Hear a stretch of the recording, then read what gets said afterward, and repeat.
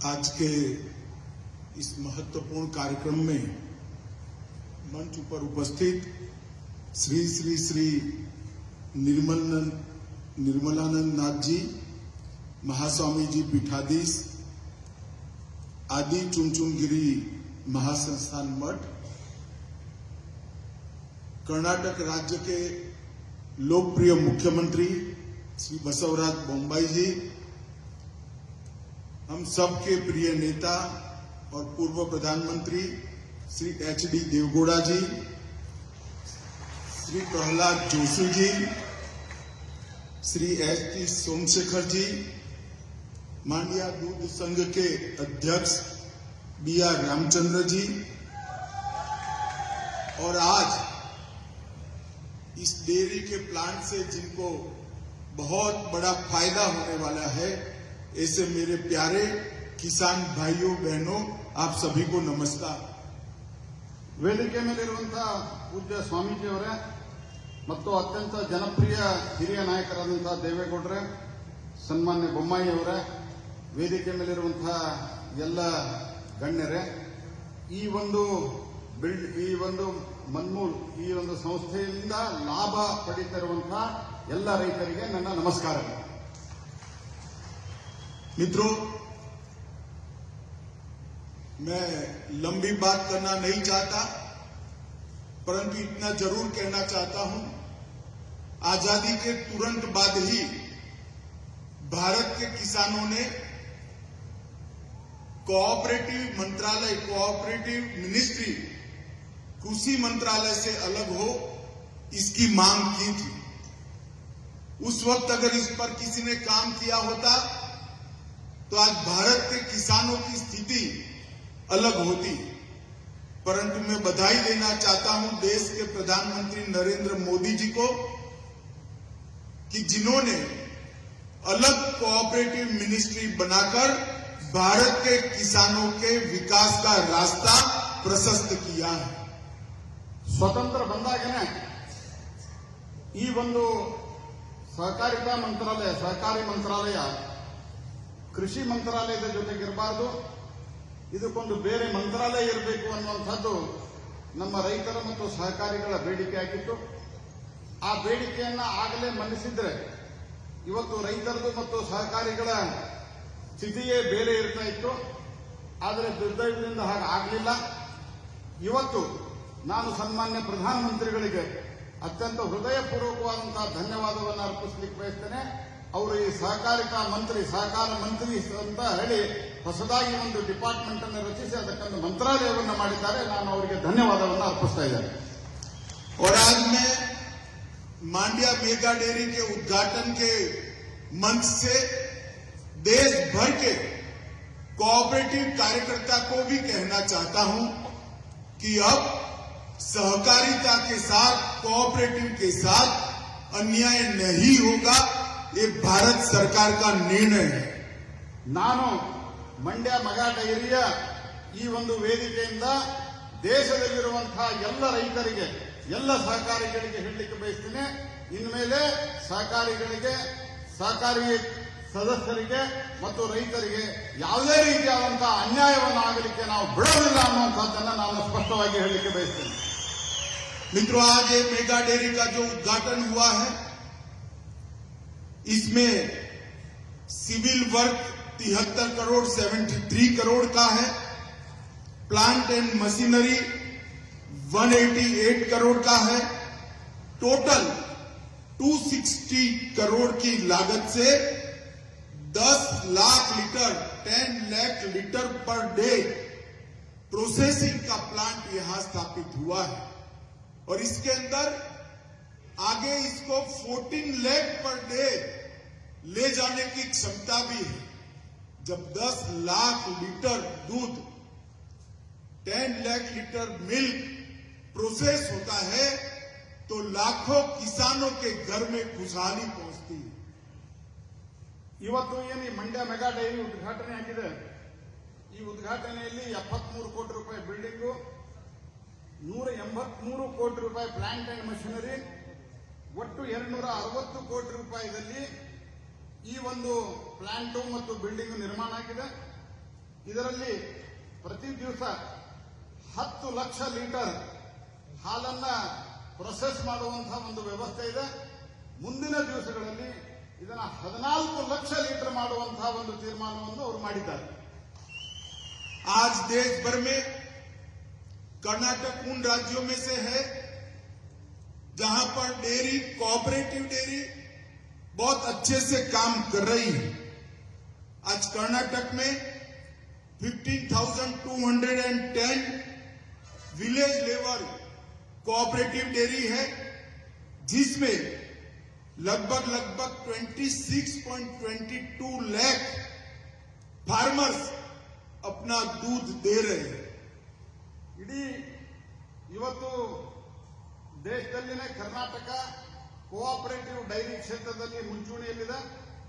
ಇದರಲ್ಲಿ 15,210 ವಿಲೇಜಸ್ಗಳು ಹಳ್ಳಿಗಳು ಇದರಲ್ಲಿ ಭಾಗವಹಿಸಿದ್ದಾರೆ ಮತ್ತು 22,22,000 ರೈತರು ಇದರಲ್ಲಿ ಭಾಗವಹಿಸ್ತಾ ಇದ್ದಾರೆ.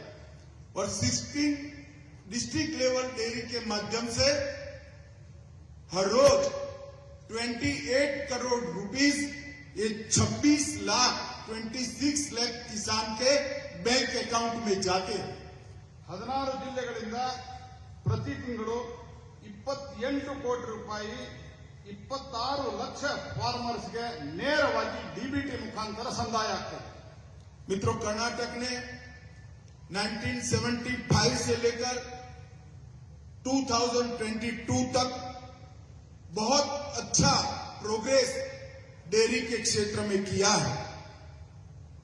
1975ರಿಂದ 2022ರವರೆಗೆ ಕರ್ನಾಟಕ ಡೈರಿ ಕ್ಷೇತ್ರದಲ್ಲಿ ಅತ್ಯಂತ ಒಳ್ಳೆಯ ಒಂದು ಪ್ರೋಗ್ರೆಸ್ ಅನ್ನು ಮಾಡಿದೆ ಅನ್ನುವಂಥದ್ದನ್ನು ನಾನು ಹೇಳಿಕೊಳ್ಳಬೇಕು.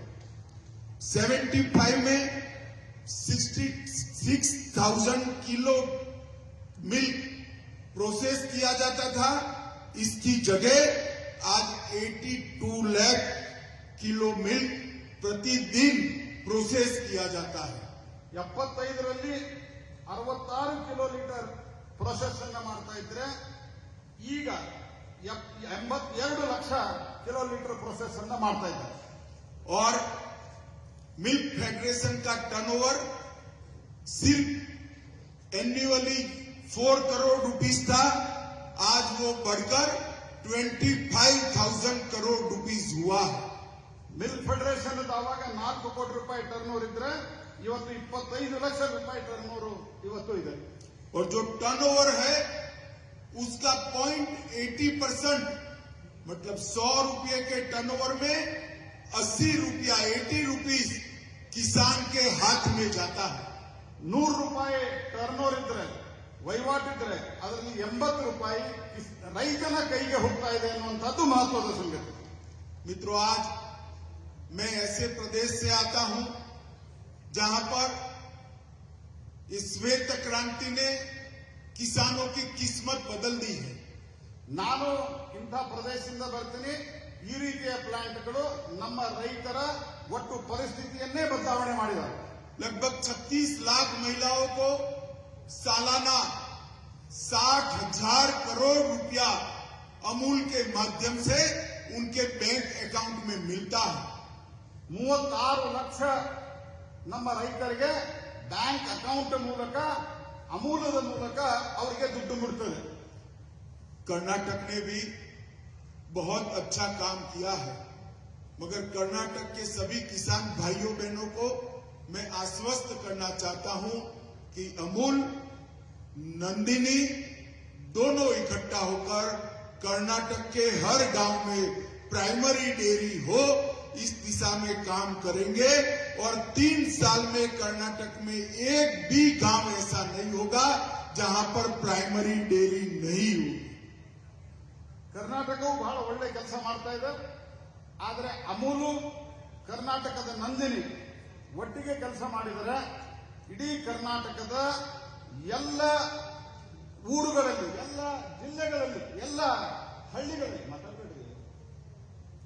ಹಳ್ಳಿಗಳಲ್ಲಿ ನಾವು ಈ ಪ್ರೈಮರಿ ಡೇರಿಯನ್ನ ನಾವು ಸ್ಥಾಪಿಸಬಹುದು. ಅದರಿಂದ ರೈತರಿಗೆ ಬಹಳ ಒಳ್ಳೆಯದಾಗಿದೆ. और हमने तय किया है कि आने वाले 3 साल में देश की हर पंचायत में प्राइमरी डेयरी की स्थापना एनडीडीबी और भारत सरकार का सहकार मंत्रालय करेंगे और इसके लिए हमने पूरी 3 साल की कार्य योजना तैयार कर ली है। ನಾವು ನಿರ್ಣಯ ಮಾಡಿದ್ದೇವೆ ಎನ್ಡಿಡಿಬಿ ಮೂಲಕ ನ್ಯಾಷನಲ್ ಡೈರಿ ಡೆವಲಪ್ಮೆಂಟ್ ಪ್ರೋಗ್ರಾಮ್ ಒಂದು ಸಂಸ್ಥೆಯ ಮೂಲಕ ಪ್ರತಿಯೊಂದು ಪಂಚಾಯಿತಿಯಲ್ಲಿ ನಾವು ಒಂದು ಪ್ರೈಮರಿ ಡೈರಿಯನ್ನ ಸ್ಥಾಪಿಸಬೇಕು ಅನ್ನುವಂತಹ ತೀರ್ಮಾನವನ್ನು ನಾವು ಮಾಡಿದ್ದೇವೆ। तो देश भर में 2 lakh primary dairy at village level हम 3 साल के अंदर बनाएंगे और इसके माध्यम से देश भर के किसानों को श्वेत क्रांति के साथ जोड़कर भारत दूध के क्षेत्र में बड़ा निर्यातक बनेगा। ನಾವು 2 ಲಕ್ಷ ಪ್ರೈಮರಿ ಡೈರಿಯನ್ನ ನಿರ್ಮಾಣ ಮಾಡುವುದರ ಮೂಲಕ ಇಡೀ ದೇಶದಿಂದ ನಾವು ಹಾಲನ್ನ ಎಕ್ಸ್ಪೋರ್ಟ್ ಮಾಡುವಂತಹ ಒಂದು ಸ್ಥಿತಿಯನ್ನು ನಿರ್ಮಾಣ ಮಾಡಲಿಕ್ಕೆ ಈಗಾಗಲೇ ತೀರ್ಮಾನವನ್ನು ಕೈಗೊಂಡಿದ್ದಾರೆ। और मैं आज कर्नाटक मिल्क फेडरेशन को ये भी कहने आया हूं कि आपको टेक्निकल सपोर्ट, आपको कोऑपरेटिव सेक्टर का सपोर्ट और अमूल की सारी कार्य पद्धति का सपोर्ट उपलब्ध कराया जाएगा। आपको जिस प्रकार की जरूरियात है वो सभी प्रकार की जरूरियात भारत सरकार के कोऑपरेटिव मिनिस्ट्री के माध्यम से करने के लिए हम तैयार हैं। गुजरात और कर्नाटक दोनों साथ में मिलकर पूरे देश के अंदर दूध उत्पादन करने वाले किसान भाइयों के कल्याण के लिए बहुत अच्छा काम कर सकते हैं। ನಾನು ಇವತ್ತು ಇಲ್ಲೇ ಹೇಳಿಕೆ ಬಂದಿದ್ದೇನೆ, ಕರ್ನಾಟಕ ಗುಜರಾತದ ಅಮೂಲು ಮತ್ತು ಕರ್ನಾಟಕ ನಾವು ಒಟ್ಟಿಗೆ ಸೇರಿ ಇವತ್ತು ಒಟ್ಟಾರೆ ಹಾಲು ಉತ್ಪಾದಕಕ್ಕೆ ಏನು ಸಹಕಾರ ಬೇಕು, ಕೋಆಪರೇಟಿವ್ ಏನು ಸಹಕಾರ ಬೇಕು, ಆ ಎಲ್ಲ ಸಹಕಾರವನ್ನ ನಾವು ಕೊಡ್ತೇವೆ ಮತ್ತು ನನ್ನ ಮಂತ್ರಾಲಯ ಅಂದ್ರೆ ಕೋಆಪರೇಟಿವ್ ಮಂತ್ರಾಲಯ ಇದಕ್ಕೆ ಬೇಕಾದಂತಹ ಎಲ್ಲಾ ಫೆಸಿಲಿಟೇಷನ್ ಅನ್ನು ನಾವು ಮಾಡ್ತೀವಿ ಅನ್ನುವಂತಹ ಮಾತನ್ನು ನಾನು ಹೇಳ್ತೇನೆ। मैं मुंबई सरकार को भी बहुत बहुत अभिनंदन देना चाहता हूं कि पर लीटर 5 रुपया डीबीटी के माध्यम से वर्ष में 1250 करोड़ रुपया 1250 करोड़ रुपया सीधा किसान के बैंक अकाउंट में भेजकर दूध का उत्पादन करने वाले किसानों को उन्होंने बहुत बड़ी मदद की है। ನಾನು ಬೊಮ್ಮಾಯಿ ಸರ್ಕಾರಕ್ಕೂ ಅಭಿನಂದನೆಯನ್ನ ಸಲ್ಲಿಸಲಿಕ್ಕೆ ಬಯಸ್ತೇನೆ।